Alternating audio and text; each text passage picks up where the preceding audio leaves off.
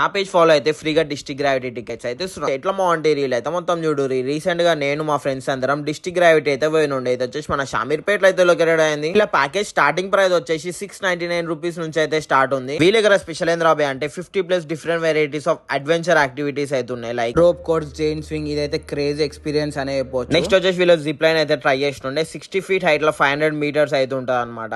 ఇంకా అడ్వెంచరస్ గా ట్రై చేయాలంటే స్లింగ్ షాట్ అయితే ట్రై చేసేది. డాక్టర్ తో అట్లా గుంజి కొడితే మొత్తం ప్యాక్ అయితే అయిపోతుంది.